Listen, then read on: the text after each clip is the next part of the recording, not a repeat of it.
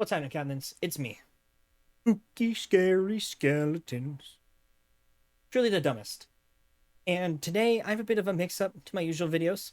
I thought, considering Dead by Daylight is going free to play within the next week or two, that I'd give a bit of a video giving my thoughts on what I think would be a good killer to start off with. If you decide to, pick up the game afterwards, you like the game, so you stick with it, you buy it, you want to spend money on it, buy killers, all that jazz, all that jazz. Um, and I really don't have anything to say to extend this intro, nor do I want to. So I'm just gonna jump straight into it. Starting off with killer. All right. So with killer, I'm gonna start off with I'm gonna have in two categories. I have it based off the killer you should buy based off their ability, and then killer you should buy based off their perks. And to start off, just to get right out of the way, out of all the free killers in the game, I suggest you start off with either Doctor or Wraith. Doctor, because he kind of has a pretty decent, or not, he's a pretty decent anti-look ability. That's both pretty hard to use and not the worst to use. He also has information with his static blast, and he has pretty solid add-ons all around, and even with some decent perks. So I feel like with Doctor, you can really start. It's like a first kind of introduction to anti-loop, as well as just looping as a whole, information gathering, macro gameplay. I think a Doctor really helps with all that stuff quite a bit. So I think he's one of the best options to start off with out of the free killers. Um, and Wraith, because he kind of has a fairly basic ability, but it's ability that requires you to use your brain a bit, while also being not too hard to understand. You gotta like kind of balance out how much you or where and when and where to use his ability. Now I mean, for all I know, these could be two horrible suggestions. Um, if they are, I wouldn't know, and if I'm probably sure you wouldn't know either. So don't question me. But uh, other than that, I mean, every other killer, honestly, perfectly fine to start out with. Most of them are pretty hard. Trapper though, or pretty hard though. Trapper pretty hard to use. You got to learn how to balance your early game well. You got to learn trap placements. Hag just kind of boring as hell. I don't suggest you try her. Um, Billy is really hard to use. His ability is very skill demanding. Very strong though once you get to learn it. And Huntress, just because you got to download her. You don't just get her straight for free, and I don't think a lot of people are going to know that. But if you're watching this video before that, and then you do download her, then I'd suggest you try her out. She's not great for learning how to loop though. I wouldn't say her or any of the range killers are very good for starting off. Because you kind of get used to that anti-loop lifestyle. That ranged lifestyle, and then once you get down to killers who don't have that, it kind of screws up your understanding of the game. So I don't really think she's the best to start off with. But she is a lot of fun. I do suggest for sure at one point you do use her. Of course, like every killer in this game, I suggest you use them. Um, but free killers out of the way. In my opinion, the first killer that you should purchase, if you are to purchase one, is the Ghostface. Now, this is a bit of a weird one, but if you ask me, I feel like the Ghostface is the perfect starting killer. He's not like a super strong killer, but he's also not a weak one. So even if you're still getting an understanding of the game and how it plays, you're not completely helpless. Unlike if you were to use Legion or Oni or something like that. And he kind of it's kind of a good way to start learning like how to anti-loop as an M1 killer, as well as learning how to conserve your ability. There's a lot of killers in the game. You got to really learn how to use your ability well and conserve it for better times. I think Ghostface is one of the best examples of this. You can either use your stock to get like, or you can use your stock at any time, of course. You can go into Shroud, Dark Shroud, or whatever it's called at any time, but then you can waste it and you have to wait a long time until you can use it again. I feel like he kind of teaches newer players how to like properly balance your ability usage. So uh yeah, that's that really. He doesn't have great perks though. If I don't suggest you buy him first perks. Like I said, they're not that good. Another killer I think would be pretty good to start off with would be uh probably the Cannibal. Cannibal's a pretty hard one to use, I will admit. But I feel like Cannibal, he'll give you a really good sense of how to like, how to loop well, how to loop efficiently. Because if you don't loop efficiently, you hug too tight or you hug too wide, then you like get thrown into tantrum. You don't get anything. Your chainsaw runs out. I feel like he's a very good teacher of anti-looping, and honestly, a very good teacher of concerning your abilities as well. Learning how to use it efficiently, using how to learn it well. He also comes with very good perks. Um, so there's that. And I just realized I should probably be describing what the abilities do. So for Ghostface, you have your ability is a shroud kind of ability. So when you activate it, you become undetectable. People can still see you, but they can't hear your tear radius or see your see your red stain. And then once you do that, if you go up to corners or just in general, you can hold your M2 or your active ability button to stalk people. And once you get a bar all the way, they'll be insta downable. You can down them without them being injured, which is very good. But it's pretty hard to get if you don't know how to use them well. Which is why I think you should start off with them because they teach you how to use abilities better. With a cannibal, what you do is you rev a chainsaw and you go forward and you don't touch things because if you touch anything other than a survivor, you either break a pallet or you scream for a minute. Uh, and I didn't mention the other killers, but it's fine. They're free. You can learn on your own. um, Another killer I think would be pretty good to start off with. If you want to go for like a very strong killer that's difficult, but you like learning the difficulty. You like getting hit in the balls rather than getting hit in the chest. You want to start off like you'll start off against with something hard to learn. You want to just learn something as hard, the hardest character you possibly can. I suggest you go with the execution. Now Nurse is the hardest character in the game, but she's free, so you can do once again. You don't have to spend your money on that. So I'm not really going to describe to you a lot. But Executioner is arguably one of the hardest characters in the game. You got to learn how to hit through walls, and unlike Bubba and Ghostface, just on top of it, he's got pretty bad perks all around. Like Ghostface has got mediocre, Bubba's got pretty good perks all around, and then Pyramid Head just got bad perks. Um, with Pyramid Head, what you gotta do for his ability though is when you're in chase or just in general, you slam using your M2, you slam your sword into the ground. And if you M1, it goes straight up. You shoot a long or not long range, but you shoot a ranged attack that can go through walls, which can be very good but very hard to use and learn. And when you're dragging your sword, you leave a trail of barbecue, or I guess barbed wire and blood, if you want to be exact with it. And when survivors step in that, they'll become tormented. And once you down them, you gain the ability to hook them in your own personal hook that will go at a random point in the map. So his ability is very good for dodging perks like decisive strike. It's very good for dodging against flashlights. His ability is very strong. He's got a very strong ability, but like I said, he's very hard to learn. You got to learn kind of got to learn sounds a bit, so you can hit through walls. You just got to learn how to hit through walls in general. You got to be good at predicting. You got to be good at trapping survivors and your barbecue. There's a lot of things you got to learn with him, but he's very rewarding once you do learn. So that's why I think you should choose him. But if you do play him, you should never use anything but his Burning Man painting, his wax doll, or his wristband. Not wristband, the band thing. Those are his only good add-ons. If you want to use something else, I suggest mannequin leg, and then the spearhead. Other than that, don't use any of his other add-ons. They're all so bad. Um, another hard character that I think would be good to pick up is Demogorgon. I'm just kidding. He's not even in the game anymore. Bunch of idiots probably thought that, oh, I can play Demogorgon Dead by Daylight. No, you can't. In all seriousness though, if you want to go for another hard to learn but very rewarding killer once you do so, I suggest you go with Plague. I'd say, yeah, Plague is a pretty hard character to learn but very easy to master. She's a bit of like ranged anti-loop, but at the same time, not really. With her, you got to learn when to use her power well.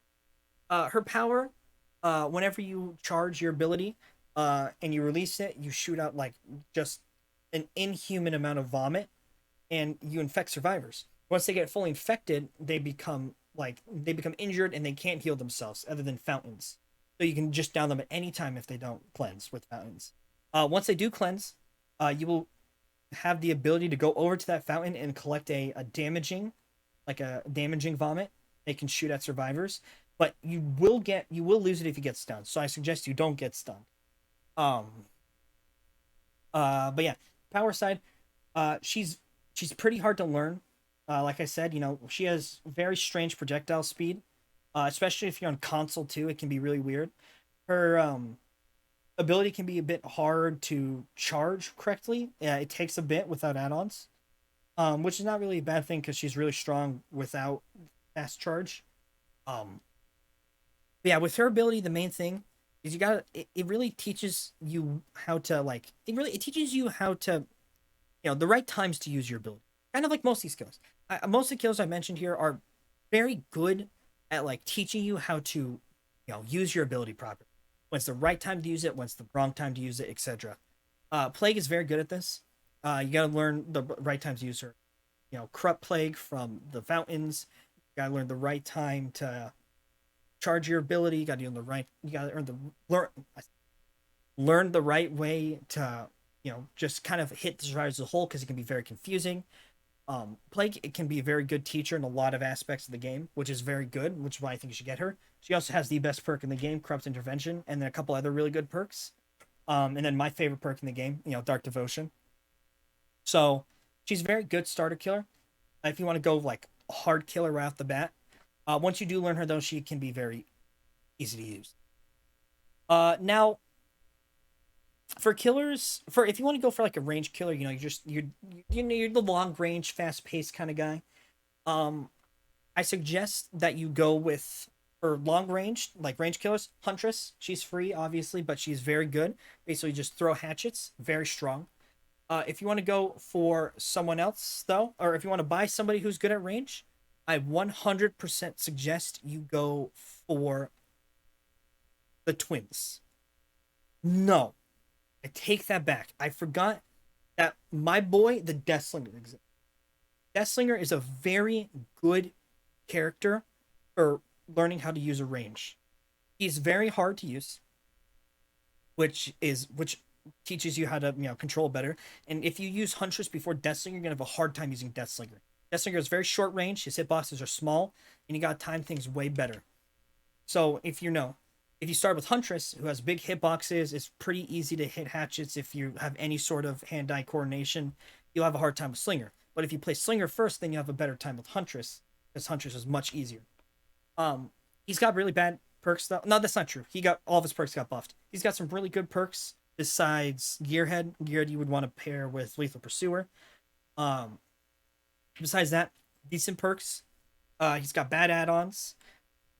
And he's overall just really good for teaching you how to do range or how to mess with a range killer. Because then once it's like once you take a sip of with a paper straw and you go to a plastic straw, it's much better. But yeah, so that's who I think for range killers. Honestly, that's really all the categories that I think are necessary. Easy to learn, hard to learn, and then range killers. So I'm going to move on to killers you should buy purely based off their perks. All right. So for killers, I think you should get purely based off their perks. To start off, I think at the moment one of the best is Onryo. Now Onryo as a killer is not that great. She's all right for a starter character, but it doesn't really matter that much because she's bad. Her perks though, like I just said, are fantastic. First, she's got Scourgehook Floods of Rage, which is whenever a survivor unhooks another survivor, you see their auras, or you see everybody's auras but the unhooked. So, like say you're in chase and you lose a survivor, and someone gets unhooked when they're placed on a Scourgehook, you see their position immediately. Absolutely great perk, a very underrated perk if you ask. Another perk is Call of Brine, which whenever you kick a generator, it regresses at 200% the normal speed. Which is absolutely it's Call of Brine is easily one of the best perks in the game at the moment. It's very strong anti-gen and it's very strong slowdown. I really there's not a lot to say about it, though. It's very good and I suggest you pick it up. And then Merciless Storm, which is very strong for it's what people like to call a noob stomper. It's you're you're very likely to kick a noob's ass with this perk, but most like experienced players will get destroyed by it. So if you're just starting out and you want to get good perks, I suggest you go for Merciless Storm and then drop it once you start going up against good players. Unless you got like Scourge Hook or you're doing a pairing with Doctor. Um, Another killer who has great perks, if I can find it on this list I have, or by list I mean just thing of images. Artist. There we go. Sorry, it took me a minute to find it. The artist, she has a Grim Embrace, which is an awful perk. Don't suggest to use it. So the highlight of her perks though is Scourge Hook Pain Resonance. Whenever you hook a survivor on a Scourge Hook, same thing as the Floods of Rage. And the gen with the most progress will decrease by 15%, or will regress by 15%, and any survivors working on the gen will scream. This is easily the best perk in the game at the moment. Like, just genuinely, without a doubt in my mind, is the best perk. It is very good slowdown. It's very easy to use if you're getting downs. It's very strong, very good. I 100% suggest you get it without a doubt. And then there's her last perk is Hex Pentimento, which is another good perk that only works well if you pair with other Hex perks. With Pentimento, whenever a Dual Totem or a Hex is cleansed, you can go back to it and rekindle it, which will give some kind of debuff to the survivors by 30%, which is absolutely massive debuff. But yeah, if you're going to use this perk, or if you want to use Pentimento, I 100% suggest you buy her along with the Cinnabite, who also has 3 really good perks. One of them, or the first one, Deadlock. Deadlock, I'd say, is probably these top 5, maybe top 10 best perks in the game at the moment. The way it works is whenever a survivor finishes, or whenever a gen is completed, the generator with the most progress will be blocked for like 80 seconds, which I mean is a passive perk, so it can be boring to use, for a long period of time. But it is so good. It's honestly, it's buying Pinhead.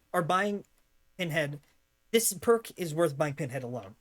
I 100% suggest you get it if you're having problems with gen speeds. The second perk, which pairs fantastically with Pentimento, is Plaything. Whenever you hook a survivor, a totem will spawn, or a hex totem will spawn, and that survivor will be oblivious, which means they cannot hear your terror radius, which is very strong on a lot of killers, and of course paired with Pentimento will be even better, because survivors will be trying to cleanse the totem as fast as they can so they can actually hear where you are and stuff.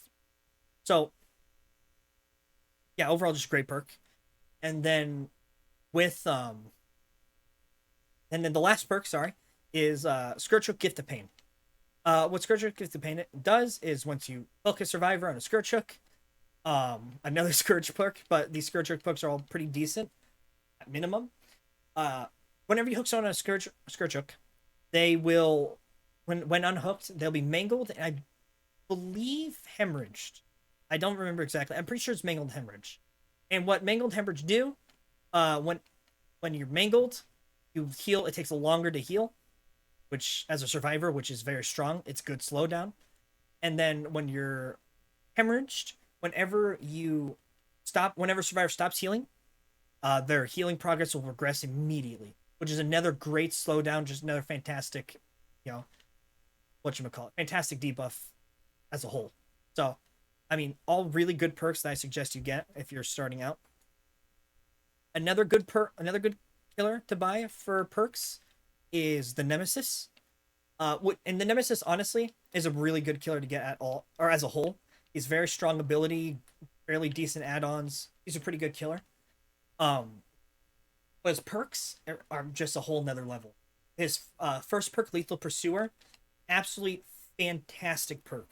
At the start of a game, you get 9 seconds of aura reading, which means you see the survivor's exact locations live. So that's good by itself, right? But then they also have it, so for every aura reading perk, you get 2 extra seconds of aura reading. So let's say for barbecue and chili, you have 4 seconds of aura reading. With Lethal Pursuer, you get 6, which is absolutely massive for a game of Dead by Daylight. 2-second difference is like night and day. So, like I said, great perk to get. She also has Hysteria, which is probably the least notable out of all the perks I mentioned so far. Whenever a survivor's injured, any other injured survivors gets a couple of debuffs. To be honest, I really don't remember what debuffs they are. been a long time since I used this perk. It's not that great. But for what I'd like to argue is probably the second best perk in the game is Eruption. Eruption is an absolutely just fantastic perk at the moment. Whenever you kick a generator, whenever a survivor goes down, that gen will explode for 10%, and any survivors working on it will be incapacitated for 20. Now, the incapacitate status effect, what it does is it stops you from working on any, or it stops survivors from doing anything. Literally, survivors can't do anything for a solid, I think, 25 seconds, which is obviously a fantastic, it's a slowdown. And it's just all around a fantastic perk, 100%, no matter what. So like if this perk appears in the shrine, just like Pain Resonance or Deadlock, I suggest you pick it up because it's so worth it. But honestly, I think that's really all the perks, all the killers that with like good all around perks. There are other killers, of course, that have really good perks by themselves. Deathslinger, Dead Man Switch, and Retribution, both good perks. Dead Man Switch, great perk. Cannibal, you have Barbecue and Chili, which is one of the best store reading perks of the game. Franklin's Demise, which is annoying for survivors, but not fantastic. Blight, Undying, and Blood Favor, two fantastic hex perks, probably the best hex perks, arguably. And then Trickster, you have No Way Out, just a lot of good perks all around. But I suggest you go with the killers that I mentioned if you want to start off with 3 good perks. Really, that's it for that. I don't got any more suggestions really for killers with all around good perks. So I'm just gonna segue poorly into the final portion of the video. All right, so that was a really janky explanation of why I think you should get certain killers in this game. If you disagree with me, I don't care. Screw off. I'm always right. You're wrong. It's my opinion. So I'm right. So I'm right, obviously. If you guys enjoyed, or if any of these killers you actually liked, or any of these perks you liked, let me know in the comments. Leave a like too. That'd be really nice. Well, yeah, I don't really got a super long-winded explanation or long-winded outro for this. So I just guess I just really why did they think let's make Slinger and then make him the worst killer? Like you nerfed him so many times. Why'd you nerf him again? Why can't you just buff Slinger? Please, for the love of God, buff